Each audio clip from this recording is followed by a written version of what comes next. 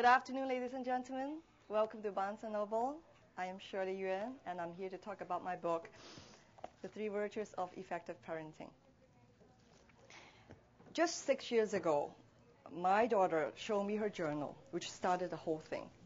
She came in my room one day and showed me her journal that she's been writing and had kept in secret for 1 year. Before that moment, I thought I was a very successful parent. I thought my children were very, very happy. Because of that journal, I realized that I have to do something. Things are not going to be better because she was only 12 years old. If I don't do anything, things will just get worse. So it took me a lot of research and reflection to really find out what got me into that crisis. It's a crisis because, in Chinese we say crisis is danger with opportunity.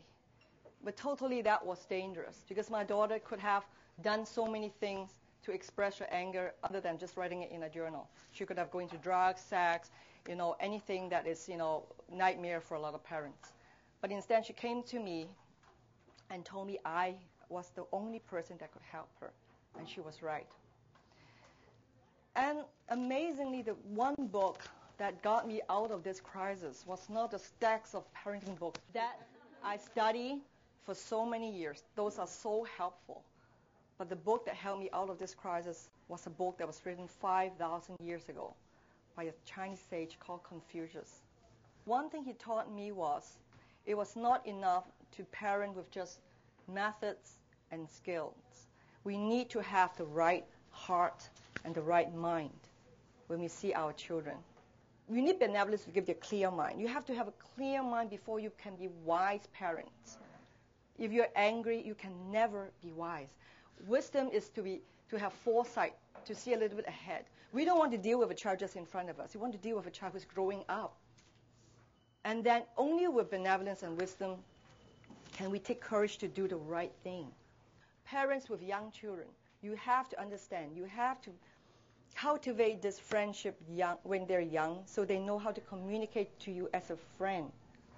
There are many parents who cannot communicate with their children when they grow up because they still think of their parents as the ruler, as the teacher for the rest of their life.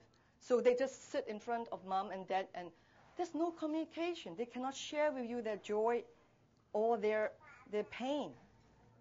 It's never too late to be a better parent. I went through a lot.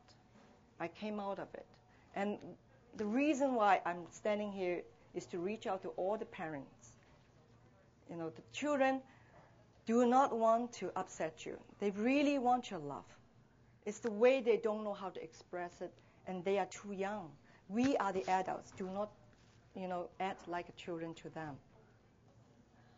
Try to be by their side. Guide them. If they are young, teach them well. If they are older, communicate with them. Let them know that no matter what happens, you will accept them the way they are.